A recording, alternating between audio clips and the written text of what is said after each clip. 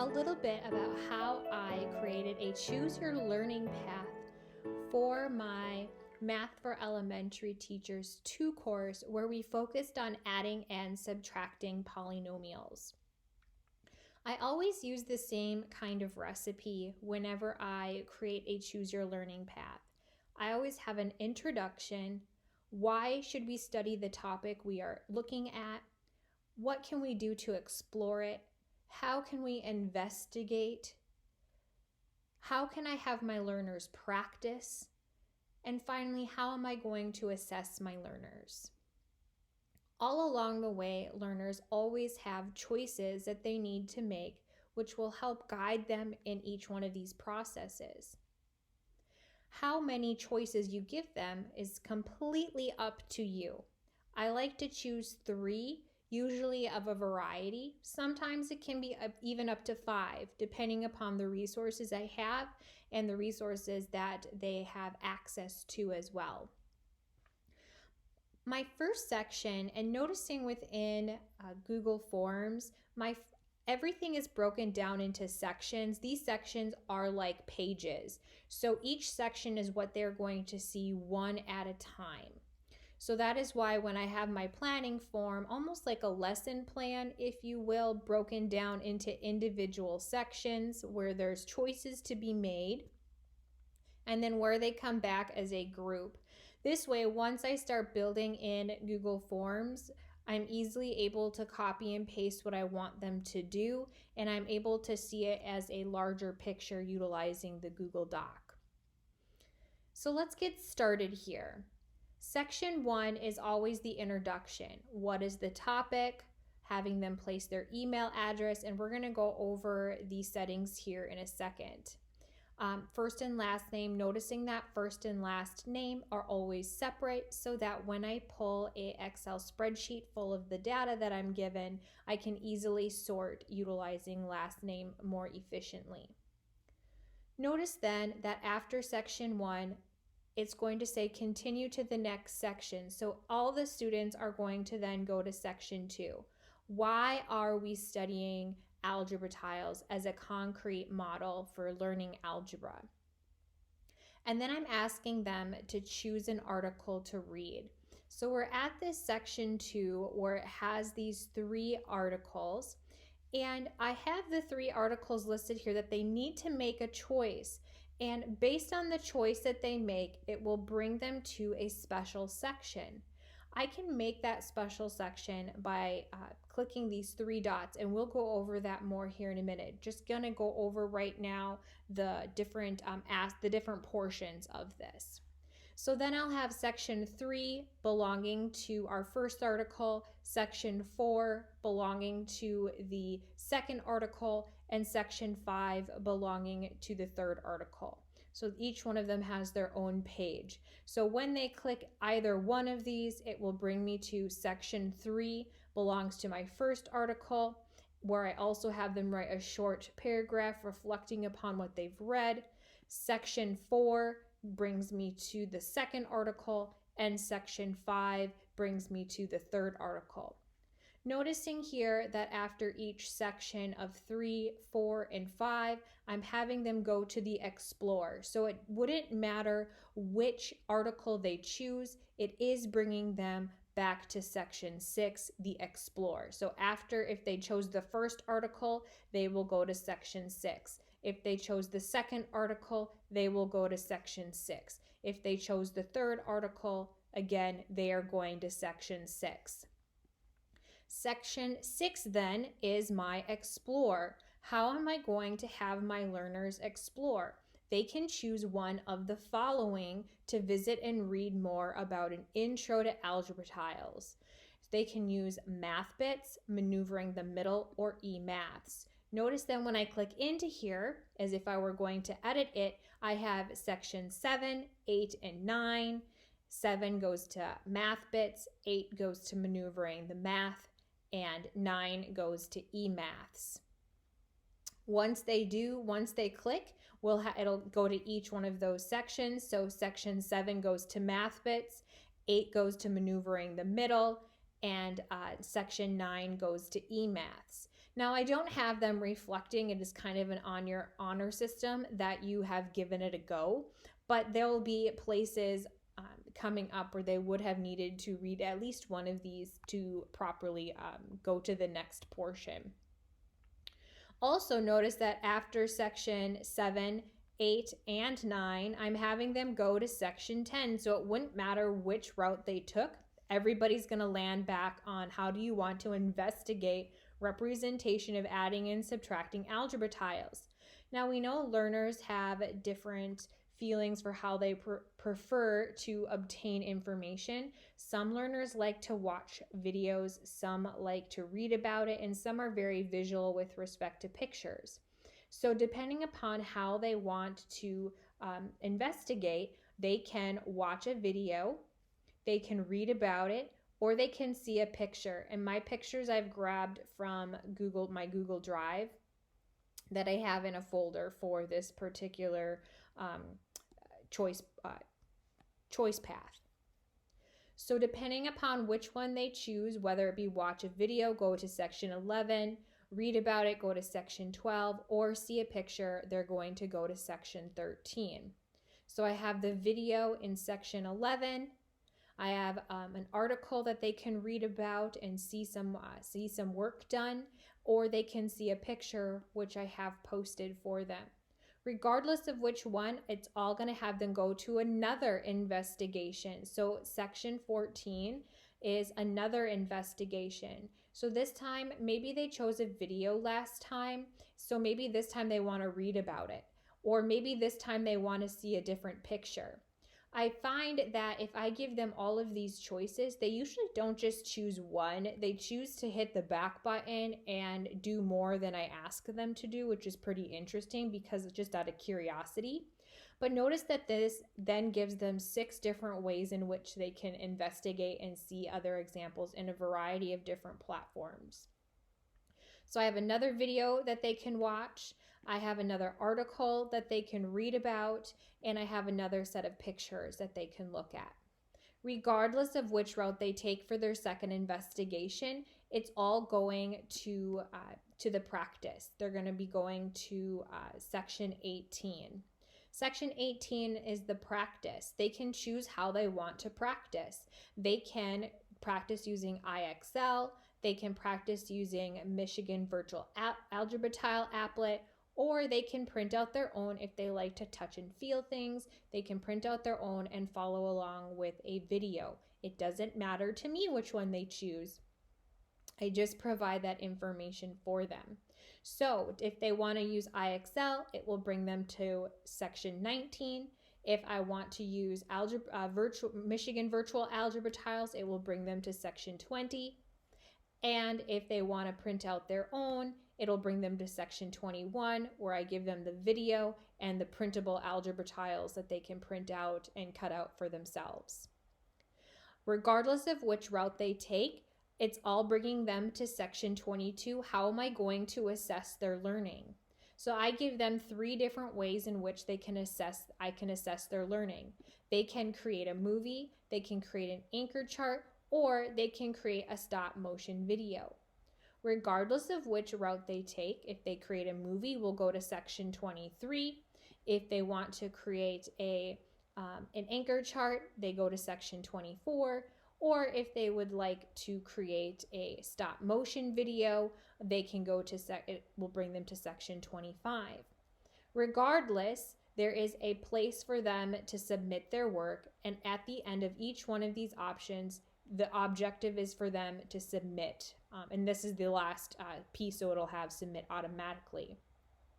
So we have a lot of cool things going on here, and this is probably a longer one. You certainly won't have to have all of these different pieces involved here, but this is kind of how I like to give a lot of voice and choice in my classroom. So let's get started with how we're going to set this up. So let's pretend we're going to start a brand new one.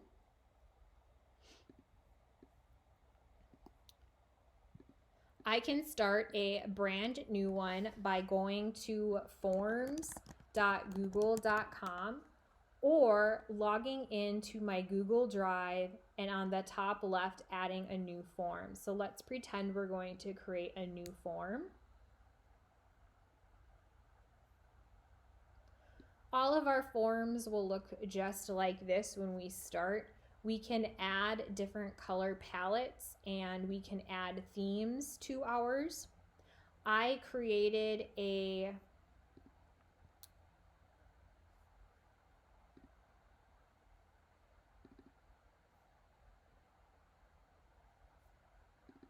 utilizing PowerPoint. I created a 2x8 where I was able to easily save it as where is it? Here it is. Nope, just kidding. Here we go. I created a 2x8 utilizing PowerPoint and saved it as a JPEG, and then saved it into my particular folder here so that I could easily access it at any time that I wanted. It will ask you to manipulate or move it around, but I did it exactly a 2x8 so it would fit perfectly in the size that it needed to be. But this is movable if you have a picture that's larger. Once you do that and add a particular header, it will automatically give you different theme and color options based on the picture itself. So you can feel free to move them around. Also, you can choose the different font style. There's a few that I just stick with basic. We'll also want to set up the different settings within. So I want to click settings. I'm going to want to collect email addresses so that learners can edit after they submit. So maybe they're not able to finish your Choose Your Learning Path in one sitting. This will allow them to come back and edit their submission so that they can pick up where they left off. And then I'll hit save. We need to give our form a title, and we'll call it Algebra Tiles for adding and subtracting polynomials. I'm also going to ask them to please use their school email address. Notice how this email address auto-populated based on our settings, and you can always change that too, but we want them to collect email addresses so that we know who belongs to what. I'm also going to add in a first name box as a short answer and also require this as a required question. I'm going to add another question, and this time I'm going to add the last name. And I just hit tab and it turned it to short answer. It kind of picks up what you want from it. And then I'm going to hit required. I've got everything I need for my first section. So I need to add another section in. So I'm going to, if I had this big, I have kind of a split screen here, but if this were bigger, all your tools are on the right-hand side. I'm going to add a section because now we need to understand why are we doing this? What are we up to? So I'm going to copy and paste my why up here at the top, at the heading section. And I'm also going to add in a question, if you will. And our question is going to be multiple choice, and it's going to be choose an article that you want to read. My options for the articles, and notice how I'm just copying and pasting at this point into my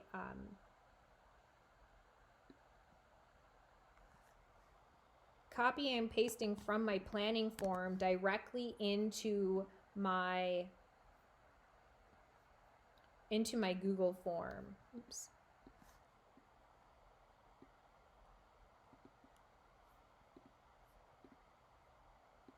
And you could certainly do the entire, if you're using, you could certainly do whatever you want to put. I'm just putting the title of each of the articles listed here. There. But now we need to tell it where it's going to go. Not only is it going to be required, but now I need section, right now we're on section 2, but I need a section 3, 4, and 5. So I'm going to add section 3. There it populated. Section 4, and section 5. So remember, our first section was our first article. So I'm just going to put the article name there. I'm also going to put actually the entire description of that article here. It automatically recognizes that it's a website, so that will be hyperlinked. Oops, I'm sorry. This should have been section 3. There we go.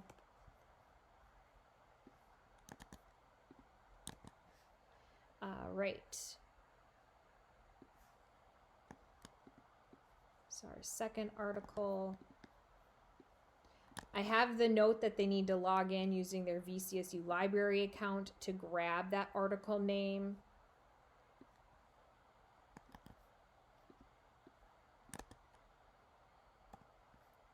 And then our last one.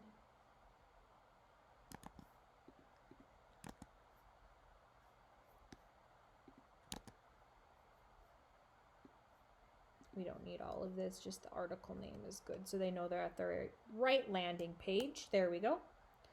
Now that we've got all of our section 3, 4, and 5 laid out, we need to tell them where we need to go.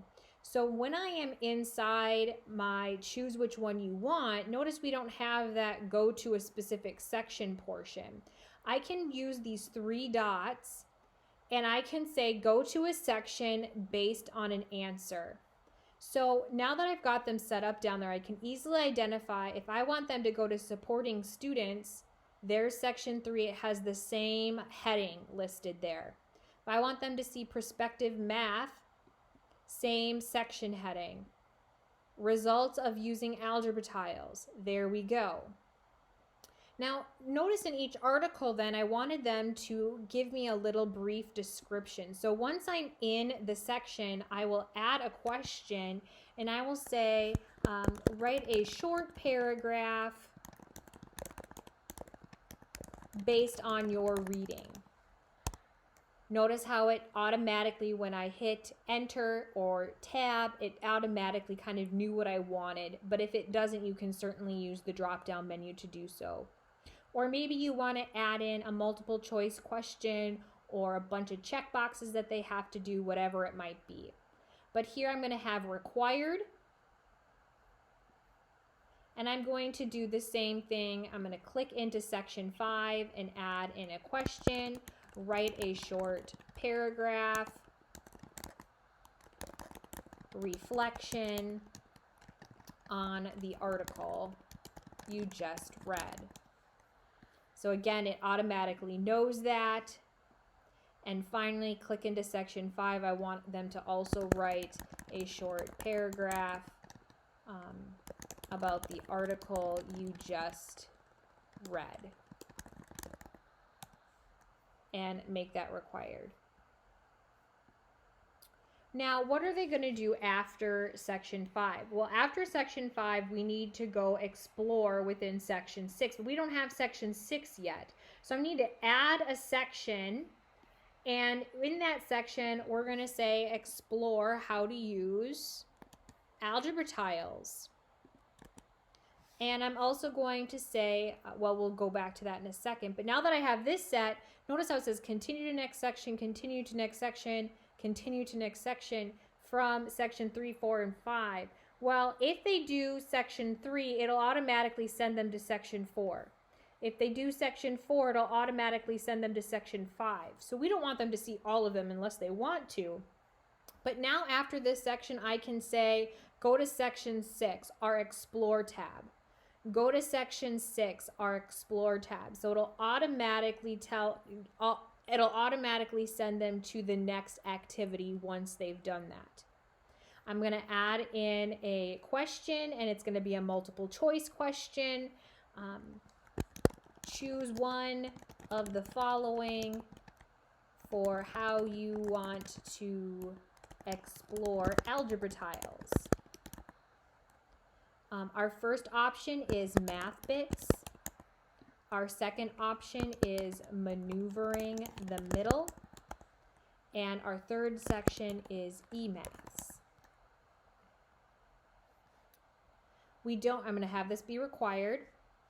We don't yet know where those sections are, but we know we need a section 7, 8, and 9 so that we can put the links there. So from here, I'm going to add in another section 7, section 8, and oops, not that button, and section 9, so that we know where we're going here. So here's going to be math bits is section 7, maneuvering the middle is section 8, and section 9 was e-maths.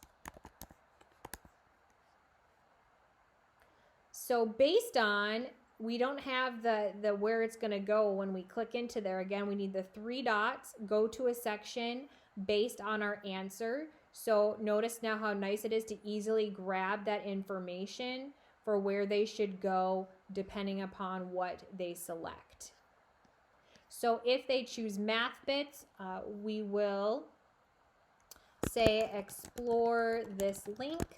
You could certainly ask them to write a little bit about what they've experienced or not.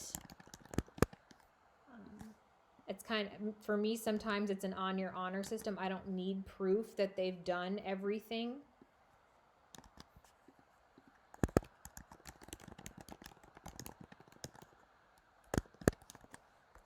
All right. And after that, then everyone's going to go to investigate. So after section 9, I need a section 10 because this is where we're going to investigate more about algebra tiles.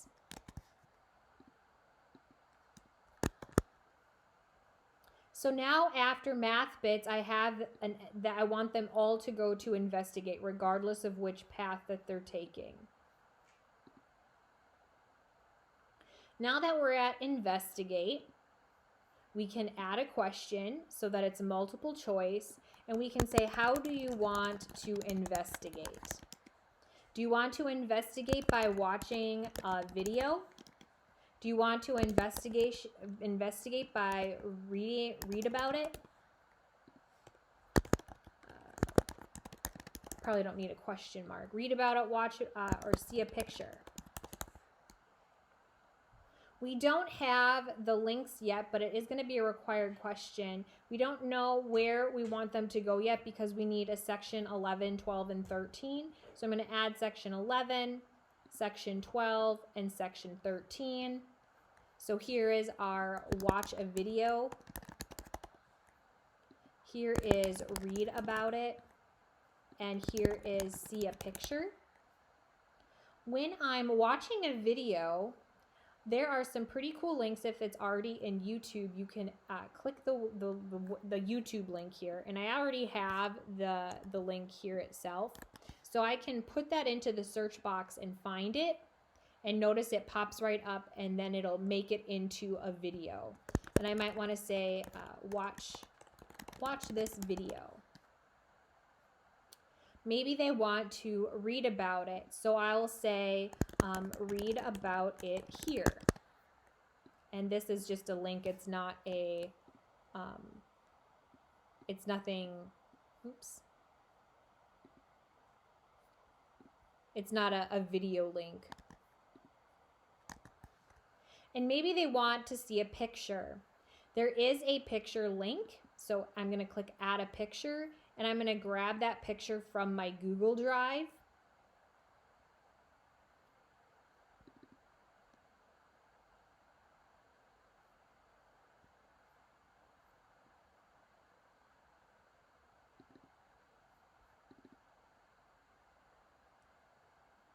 I'm going to use this first one here and I'll insert it. And I can title the image, see the picture below. Okay. So now I kind of think you get the hang of it. If at one time you want to see what it looks like from the perspective of a student, you can click the eye preview and you can get an idea of what it's going to look like. So we're going to say email@email.com, my first name, my last name, and now I can try it out as if I were a student. So which article do we want to read? We can hit next. Notice there's the article that's hyperlinked. It automatically understands that. And then I can write a short paragraph about that. But maybe I'm curious, and maybe a student was like, I don't really want to read that one. They can always go back and choose a different path that they might want. And then notice how it has the link that's listed there. Regardless of which one we chose, we are going to say which one, how do we want to explore. So maybe I want to choose math bits. Here's the link for math bits. Doesn't matter which one we chose. How do we want to investigate? Maybe we want to see the picture, etc. That's a really cool way for students to be able to prove their learning to you. When students are done, we do have a response tab. I really enjoy looking at the responses as part of a summary, or you can click the Excel spreadsheet here to see it as a whole all at one time. Or you can individually look at students and what they say, but it is interesting to determine here's the one, how like the multiple choice ones, which path did they take, so you can kind of see the popularity of types, so that if you are planning to make more of these choose your learning paths, you can make choices based on the popularity of some topics or some ideas that your students prefer as a whole. And I know we were just playing around with this, so this data probably isn't extremely accurate. Please reach out if you have any questions, but I hope you enjoyed this little tutorial on how you can create a choose your learning path utilizing the features of